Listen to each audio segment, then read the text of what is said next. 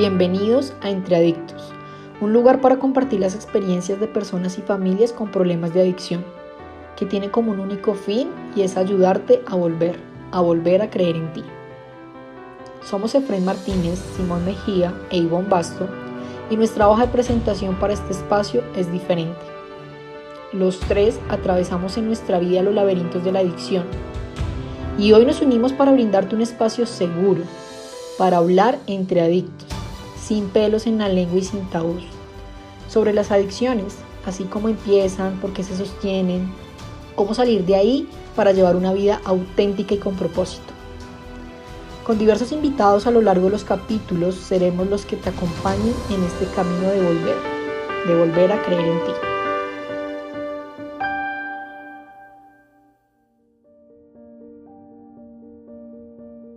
Hola a todos, bienvenidos a un capítulo más de Entre Adictos. Les habla Ivonne Basto y hoy tenemos una gran invitada.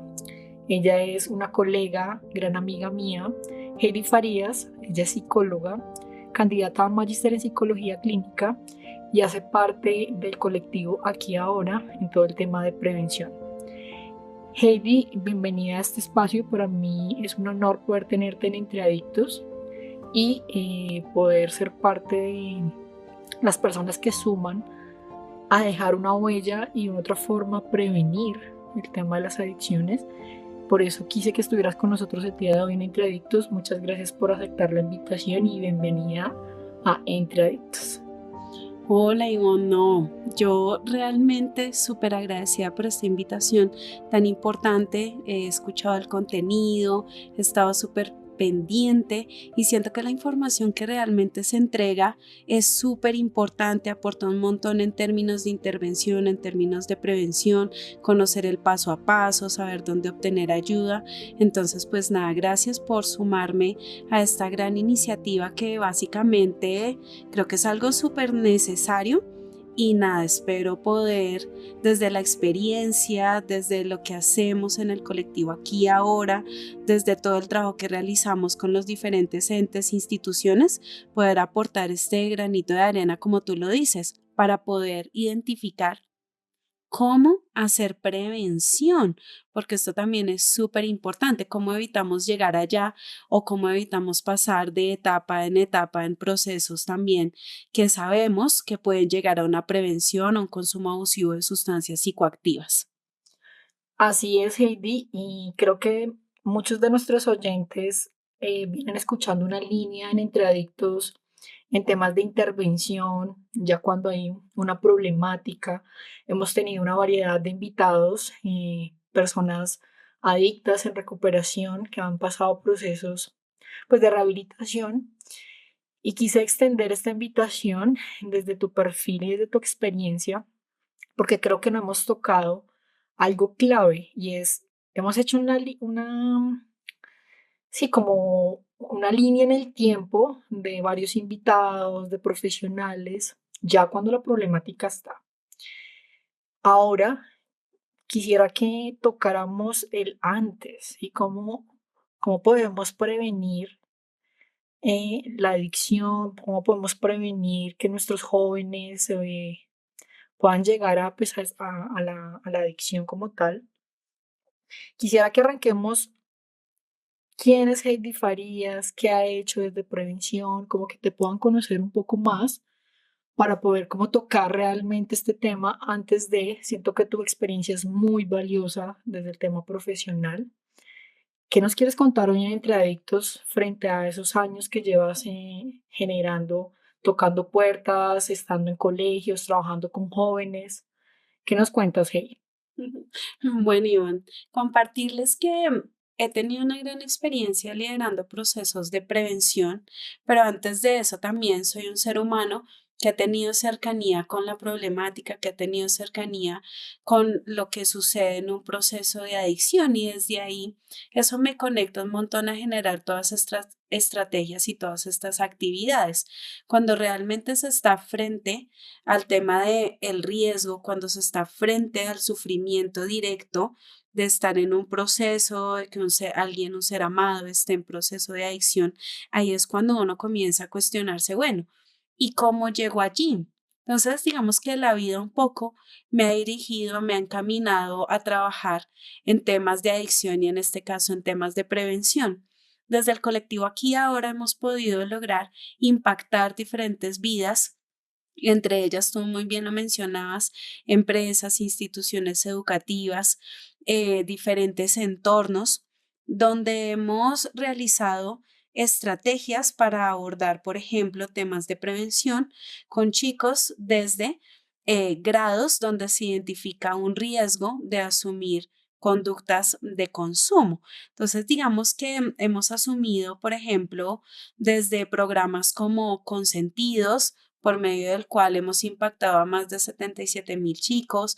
También hemos impactado por medio de programas como el tema de familias fuertes de la mano de la Organización Panamericana de la Salud o la Oficina de Migraciones, desde programas como Sanamente, en el cual abordamos todo el tema de prevención de consumo de alcohol.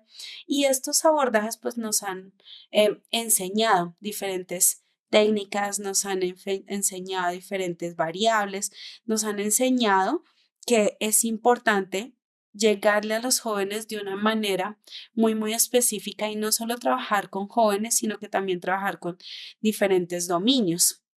Tú me decías desde la experiencia y es un tanto ver la experiencia personal, la experiencia también dentro de entidades, pero también la experiencia desde, hemos aprendido que esto funciona, que esto no funciona, y es por eso que trabajamos un tema y es el poder ser basados en la evidencia, sin tampoco, digamos, olvidar todo el tema de la normatividad. Recordemos que cuando hablamos de prevención, estamos hablando de algo muy importante que tiene que ver con la ley de infancia y adolescencia. Entonces hablamos de una corresponsabilidad para proteger a nuestros chicos en términos de actuar desde la familia, desde la sociedad, desde el Estado, pues para poder garantizar el derecho, pues que los niños tienen a la salud, el bienestar, a la calidad de vida. Entonces, si te das cuenta, estamos hablando de prevención, arrancar desde trabajar desde, por ejemplo, las instituciones educativas que tenemos a nuestros jóvenes. La prevención tiene algo muy interesante y es que es un proceso sistemático que trata de reducir la probabilidad del uso de sustancias psicoactivas en este caso, mejorar, como ya lo mencionaba, la calidad de vida, el bienestar y es ejercer actividades que impacten directamente para que este hecho se pueda dar. Ahora incluso prevención no es eliminar la conducta, ¿no? Creo que debemos tener esto muy claro porque yo puedo, no sé, por ejemplo, me gusta mucho este ejemplo del COVID, donde decían, bueno, minimicemos riesgos, ¿qué hacemos? Aislamiento, ¿qué hacemos? Tapabocas, ¿qué hacemos? Lavado de manos. Pero a pesar de esto, muchas personas se contagiaron. Entonces, es ver que la prevención nos ayuda a mitigar riesgos, a disminuir factores de riesgo, pero sin embargo, no elimina la conducta. Sin embargo, es cuestionarnos, bueno, eso nos pasó lavándonos las manos, eso nos pasó usando tapabocas, eso pasó aislándonos. ¿Qué hubiera pasado si no hubiéramos hecho nada? Entonces, digamos que los factores serían más amplios todavía. Yo hablando de factores de riesgo y resulta que también existe lo que se llaman los factores protectores. Entonces, desde la prevención, ¿qué empezamos a hacer? Comenzamos a potenciar estos factores protectores que tienen que ver con las características sociales, individuales, culturales, que reducen la probabilidad de que se presente un problema. Desde la experiencia hemos aprendido que potenciar los factores protectores es súper importante. Entonces, para arrancar con esta pregunta que nos haces, es arrancar entendiendo a qué normatividad nos acogemos, cuáles son los factores que trabajamos y qué es prevención en específico. Arrancamos por ahí.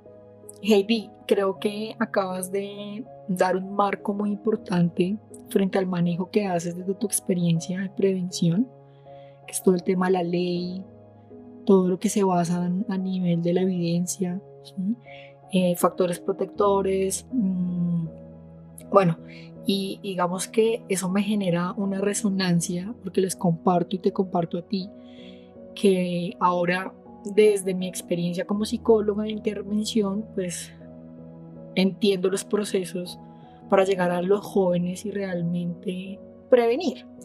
Pero pues como saben, la mayoría tuve la experiencia de tener una adicción activa por varios años y yo recuerdo que en mi época, pues hablar de sustancias en mi casa, por ejemplo, era un tema de que no se podía, era un tabú, era como esos temas como peligrosos, ¿no? Como muy no. Ujú. O cuando estaba en el colegio, tengo recuerdos que era un tema de curiosidad, como la marihuana, el trago, el cigarrillo, pero lo hablábamos entre nosotros o nosotras, o yo estudiaba en un colegio femenino, y cuando hablábamos de prevención, es decir, cuando llegaban a los salones profesionales o en algunos momentos también el tema de la policía llegaba, era mostrarnos las sustancias, hablarnos de las sustancias, de los riesgos. Y muchas veces me acuerdo que llevaban personas adictas en recuperación donde daban testimonio de lo que habían hecho, para que nosotros no llegáramos allá, ¿sí? Pero pues básicamente, en mi experiencia, pues claro, uno veía un montón de cosas y lo que generaba era un tema pues más de hablar del tema, curiosidad, oiga, yo nunca había escuchado que era la cocaína o que era las pepas, bueno, te estoy hablando hace un montón de años. ¿Cómo es el tema de la prevención actualmente? ¿Sí? Porque desde lo que tengo entendido y tú me corriges, es que eso se llama contraprevención, ¿no? Como ir a dar más información o generar curiosidad. Y eso pasó por mucho tiempo en el tema académico. Cuéntanos desde tu experiencia realmente cómo se maneja el tema de prevención, por qué cambió ese sistema en el cual pues nos mandaban, era como mensajes más de curiosidad, ¿no? A mí me pasó así, no sé, hay muchas personas que yo creo que están escuchando esto y se sienten identificados, pero ahora el tema, cómo se maneja realmente con un joven, que ahora pues todo el tema de tecnología, las fiestas son más abiertas, o sea, venimos generando unos cambios culturalmente que pues se marca la diferencia en temas de aprendizaje, en temas de captar atención. ¿Cómo es ese trabajo con los jóvenes? ¿Cómo previenen ustedes? Claro que sí. Bueno, tú acabas de mencionar algo muy importante y es cómo se hacía prevención anteriormente, ¿no? Esto es un camino y es un camino de aprendizajes. Básicamente, pues ahora tenemos información que no teníamos antes. Hemos podido dar cuenta con diferentes evaluaciones, con diferentes variables, ayudados también de los estándares internacionales de la prevención, pues identificar cuál es la forma más eficaz de poder llegar a ello. Y es que esto no lo sabíamos antes, repito. Por ejemplo, por allá por los años 60, 70, pues uno sabía que la prevención era muy distinta. La prevención, digamos que tenía en cuenta como una información muy, muy específica sobre lo que es la sustancia. Luego de eso, básicamente comenzaron a darse cuenta que, uy, como que trabajamos que es la sustancia, pero parece ser que el consumo sigue apareciendo. Y ahí todos los entes comienzan a cuestionarse si realmente eso es lo que se necesita hacer o no. Cuando existe este cuestionamiento, claro, comienzan a decir, ¿será que no solamente el conocimiento de la sustancia es lo necesario, sino que se deben hacer otro tipo de cosas? De los 70 a los 80 lo que termina pasando es que se involucran diferentes programas afectivos que tienen que ver más con el desarrollo personal. Alrededor de los 80, los 90 ya empiezan a decir como, claro, el conocimiento de las sustancias, el tema del desarrollo personal y comenzamos a ver, uy, como que es importante trabajar todo el tema de la influencia social y como que ven estas variables y ven unos índices de, digamos, de resultados donde dicen, bueno, esto funciona, esto no funciona y lo que terminan, valga la redundancia, determinando para la actualidad es que lo más digamos, como eficaz, lo que se detecta como más eficaz, son los programas de prevención basados en la evidencia, basados en la ciencia, en la teoría, que tienen que ver con una medición de resultados, que tiene que ver con investigar qué funciona, qué no, seguimiento de estándares. Y algo muy importante que tú mencionaste es tener en cuenta qué es iatrogénico y qué no. Uy, iatrogenia. Ese concepto suena súper extraño y suena súper raro, ¿cierto? Entonces, iatrogenia, ¿qué es? Iatrogenia es cuando yo busco realizar, generar un impacto para disminuir una conducta y lo que termino haciendo es totalmente lo contrario, termino reforzando la conducta. Y aquí quiero unirme a un ejemplo que tú estás mencionando, muy importante, es por ejemplo el tema de los testimonios. Ujú. Los testimonios muchas de las veces tienen un mecanismo de hacer ver a los chicos qué fue lo que ocurrió, cómo ocurrió, las consecuencias negativas, generar miedo tal vez podría ser uno de los objetivos. Sin embargo, a medida en que la prevención ha ido avanzando, ha tenido aprendizajes, nos hemos dado cuenta que genera el impacto totalmente contrario, termina reforzando la conducta. ¿Por qué? Porque tenemos jóvenes que tal vez no han iniciado el consumo de la sustancia, tratamos de prevenir, de evitar que, o sea, reducir la posibilidad del inicio del consumo de alguna sustancia psicoactiva y lo que hacemos es mostrarle un caso de éxito de consumo, Ujú. donde tenemos una historia con una historia de vida que muestra que ha consumido la sustancia y que ahora puede ser conferencista.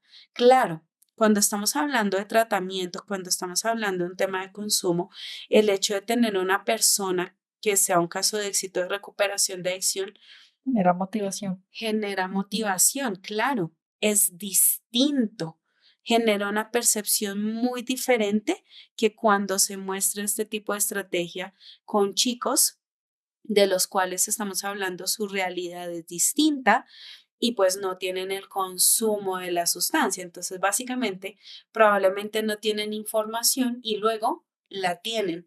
Genera un mayor tema de el tema de aumentar su curiosidad frente al consumo. Cuando hablamos de un testimonio, tú lo mencionaste muy bien, frente a personas que están en tema de recuperación, frente a personas que están en tema de tratamiento, es un proceso muy diferente que genera una motivación para el cambio, pero cuando hablamos de prevención, estamos hablando de un comportamiento iatrogénico que puede reforzar conductas. Tú lo dijiste muy bien. Hay diferentes comportamientos iatrogénicos identificados, como por ejemplo dar información a destiempo, de edad, de nivel de conocimientos, subrayar excesivamente el riesgo, por ejemplo, decirle, no, es que si tú consumes esta sustancia vas a morir. Y resulta que el joven, la joven, vieron el tema del consumo y vieron que no murió. Entonces entramos ahí como a generar como un tema de, uy, yo como que no creo tanto esto. Eh, Compartir experiencias personales de consumo. Eso también es un comportamiento iatrogénico con el cual hay que tener cuidado. Muchas veces desde la buena intención se menciona como no, imagínense, yo en mi juventud consumí alcohol y resulta que me iba de fiesta, pero aquí estoy, logré salir de Ujú. esto. Entonces, claro, cuál es el mensaje real que nuestros chicos están manifestando? Otra de los comportamientos iatrogénicos muy importantes a evitar con nuestros jóvenes es el minimizar consumos de sustancias, pues que tal vez no se consideran problemáticas. Entonces, uy, es que consumir esto no es tan grave como consumir esto. Entonces, ¿qué estamos haciendo? Disminuir el El riesgo de riesgo. alguna de las sustancias. Es súper importante que esto no se haga porque sabemos que las sustancias psicoactivas tienen unos riesgos muy específicos. Por ejemplo, para el tema de nosotros trabajamos con muchas instituciones educativas y un tanto también lo que decimos es importante no prometer confidencialidad absoluta. ¿Y por qué no prometemos esto? Porque si nosotros nos enteramos de una conducta de riesgo, claramente debemos seguir una ruta de acción que proteja a nuestro joven, a nuestra joven, como lo enmarca la ley de infancia.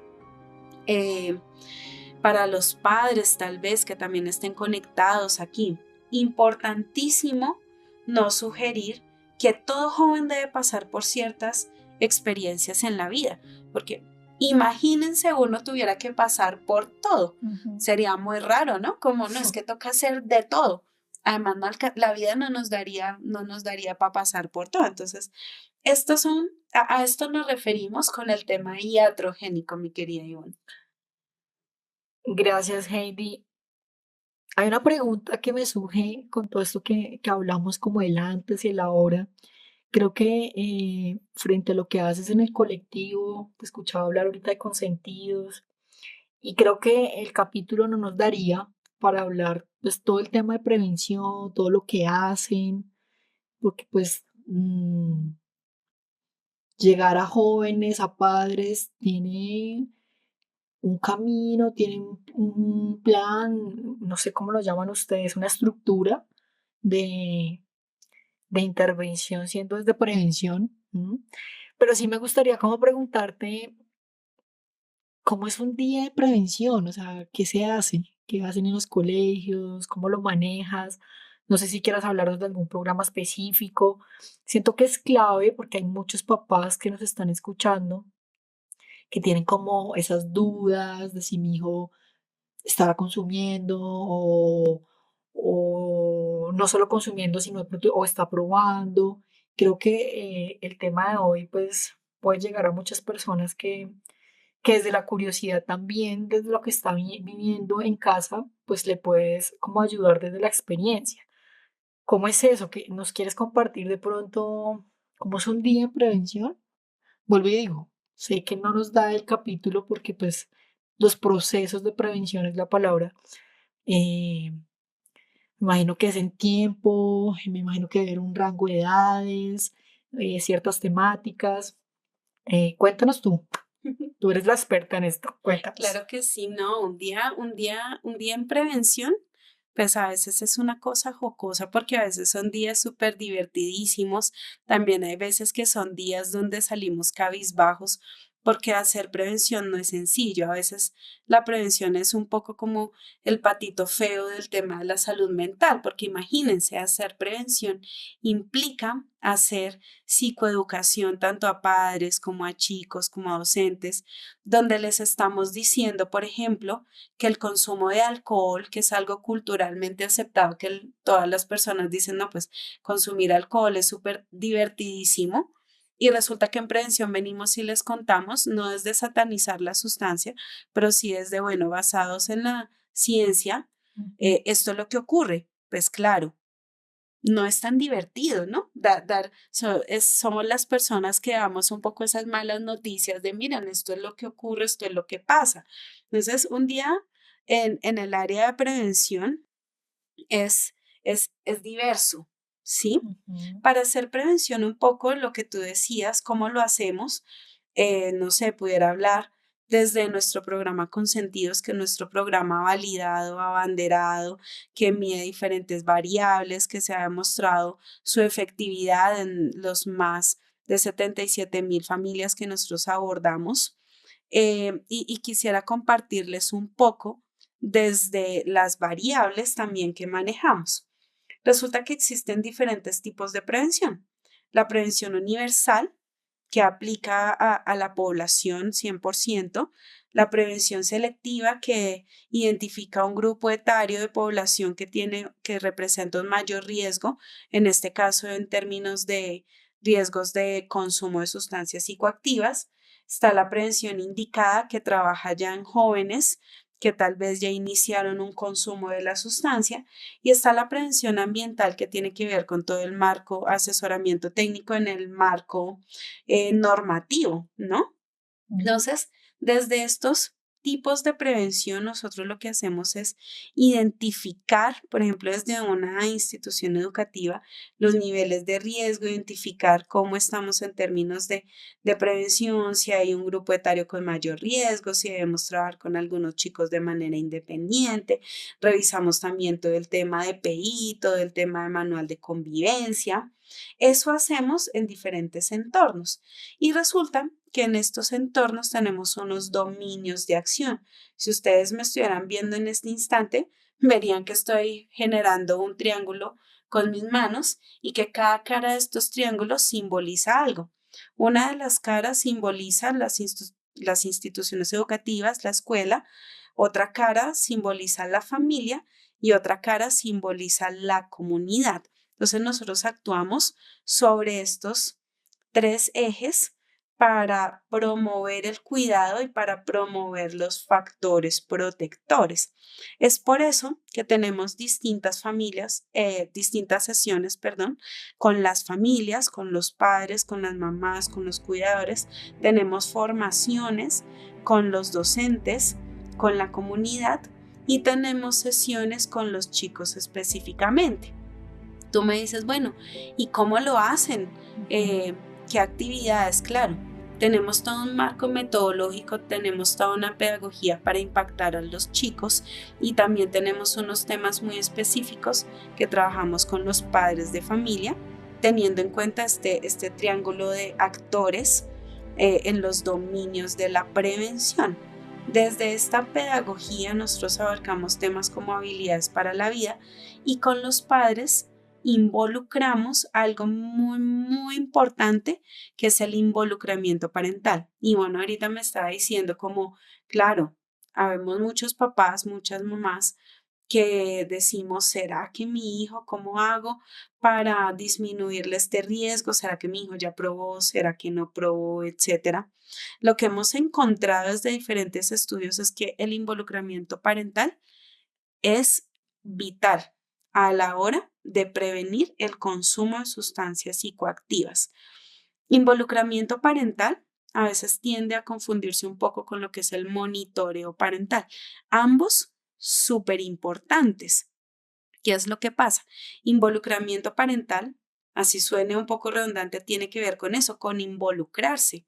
¿Cuántos de nosotros sabemos que el color favorito de nuestro hijo es el azul? Pero ¿cuántos de nosotros sabemos que ahora que tiene 16 años ya nunca jamás es el azul, sino que es el negro, el rojo? ¿Cuántos pensamos que conocemos a los mejores amigos de nuestra hija y resulta que incluso esos jóvenes ya se retiraron del colegio y actualmente ni siquiera sabemos cuáles son los amigos de mi hija? ¿Cuánto nos hemos sentado a jugar los videojuegos que le encantan a mi hijo? ¿No?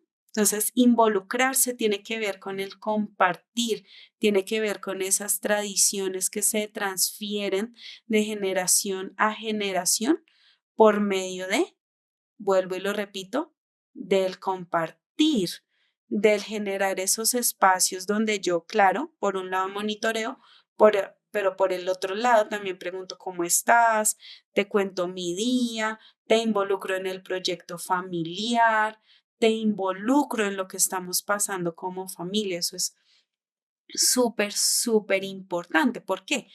Porque esto me va a ayudar a mí también a transferir esas creencias y esas tradiciones familiares que fortalezcan los factores protectores de mi hijo, de mi hija.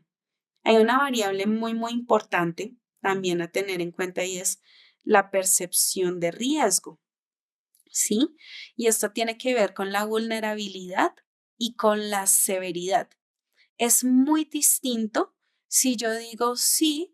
El consumo de alcohol es peligroso y ustedes, no sé, en este audio se darán cuenta que he mencionado mucho el alcohol y es porque esta es una sustancia puerta de consumo a otras sustancias, igualmente sustancias psicoactivas como el alcohol, pero es una puerta de acceso a diferentes sustancias. Entonces, volvamos al tema de la severidad y de la vulnerabilidad dentro de la percepción de riesgo. Es muy distinto si yo digo sí, el alcohol es riesgoso, pero para otros, no para mí. O sí, el alcohol es riesgoso, pero no, mi hijo no, no, mi hijo no está en eso, mi hija no. Ah, es muy distinto si, uy, es riesgoso y resulta que mi hija, mi hijo hacen parte de una comunidad cultural como lo es nuestro país, que tiene aceptación del consumo de la sustancia. Por lo tanto, no solo es riesgoso para otros, sino que para mis hijos también. Ujú. Entonces ahí los ejes de cuidado cambian. Y mis hijos también pueden cambiar. Es muy distinto si a mi hijo o a mi hija le hacen el ofrecimiento de algo y tienen la conciencia de su riesgo. De pronto tenemos la posibilidad de que se lo cuestionen como, uy, no, espérenme, ¿qué me están dando? Esto es como riesgoso, yo me lo pienso una o dos veces antes de probarlo. Pero si a mi hijo o a mi hija le ofrecen algo y resulta que dicen, no, No no, pasa nada. eso no pasa nada, más lo voy a probar una sola vez. Claro, se aumenta la posibilidad de que exista la primera prueba. Y después de la primera prueba, pues abrimos la puerta a que exista un gusto. Y hay un gusto, hay una presión social, hay un deseo de ser parte de, Ujú. hay una intención de, no sé, de copia de actitudes, o simplemente se está buscando quién ser en el mundo y resulta que en la sustancia aparece una posibilidad. Pues abrimos la puerta a la adicción. Entonces, como tú me lo preguntabas, ¿qué podemos hacer y cómo lo hacemos día a día? ¿Cómo es un día en prevención? Un día en prevenciones generando conciencia de la percepción de riesgo. Un día en prevenciones trabajando con los padres de familia para que no disminuyan su involucramiento parental. Y esto puede parecer lógico, ¿no? Pero, ¿qué es lo que vemos? Cuando hacemos una reunión de padres de chicos, chicas que están en la primera infancia, vemos que la sala de conferencias es llenísima. Pero a medida que van avanzando de grado, que nuestros jóvenes se van, pues van creciendo, ¿qué pasa? Disminuye, ¿no? Disminuye. Entonces Ujú. vemos que nuestros chicos de sexto, séptimo, octavo, casi no asisten papás a las conferencias y no tiene que ver con que la conferencia sea buenísima o sea malísima, no. Tiene que ver también con que nuestros papás, nuestras mamás, nuestros cuidadores están en ese dilema de cómo generar independencia en los jóvenes. Y claro, cuando se piensan en generar independencia, lo que hacen es disminuir el involucramiento parental porque consideran que sus hijos necesitan hacer más cosas solos. Pero ojo con esto, hacer más cosas solos no implica que como papá, como mamá, como cuidador, perdamos la labor de establecer límites amorosos y de dejar de involucrarnos. Son cosas totalmente distintas. Entonces, ¿qué hacer para prevenir? No dejen de asistir a todas las citaciones que realiza el colegio, no dejen de compartir con sus hijos, no dejen de crear tradiciones. Por más de que sus hijos se vean grandes físicamente, no dejan de ser jóvenes que están en el ciclo vital de la adolescencia, que están buscando quién es ser en el mundo y están buscando opciones. Sean ustedes parte de esa opción, no dejen de serlo. Así sus hijos ya parezcan muy, muy grandes. Siempre estén allí muy, muy pendientes de ellos. Creo que es clave todo lo que nos estás contando, Heidi, desde tu experiencia y lo que se trabaja en el colectivo. Me hiciste acordar de una reunión de padres de mi hijo, donde el director nos decía, no apaguen la cámara. Y yo quedé como pensando. Y nos hacía ver cómo cuando son niños y están en el jardín y es como la foto para todo y estamos en las actividades y el baile y el disfraz. Y nos hacía la reflexión de cómo empezaba desde más o menos octavo, noveno, décimos y tus grados más altos, la cámara apagada. Nos decía como ya no vienen a las reuniones, si tienen una actividad los mandan solos. Bueno, y quería nombrarlo porque creo que muchos papás nos están escuchando y con lo que tú nos dices es como queremos que estén bien, pero muchas veces no sabemos ni cómo están, ni qué color le gusta, ni la comida. Y esa frase me encantó, o sea, no apaguen la cámara, porque solo cuando están en ese proceso de crecimiento creemos que es como que siempre nos necesitan y cuando ya están en una etapa que también nos necesitan, generamos un tema de que, pues, que sean responsables, pues es la vida, ¿no? ¿Cómo es de tu experiencia? Que creo que nos has dado una gran información en este capítulo, y donde te digo, ojalá podamos tener temas acá en Entre Adictos, porque creo que el tema de prevención nos puede ayudar muchísimo y podemos tocar más temas. Esta es tu casa, Heidi, entonces sí quiero agradecerte por acompañarnos y ojalá sigas viniendo. ¿Cómo pueden prevenir los papás? Porque creo que nos acabas de dar una luz, como desde el tema profesional llegan a los chicos, a las familias, pero muchos papás nos están escuchando y dicen, bueno, si encuentro algo o cómo toco el tema, ¿tú qué sugerencias o qué tips les puedes dar a los papás que nos están escuchando hoy frente a cómo prevenir desde casa? ¿Qué hay que hacer? Claro que sí. Bueno, adicional a todo el tema del involucramiento parental, al estar súper presentes, también es importante tener una postura muy clara frente al tema del consumo de sustancias psicoactivas. Y cuando hablo de una postura muy clara, como lo mencionaba al inicio, no es satanizar, pero sí es decir, mira, no estoy de acuerdo con que tú consumas.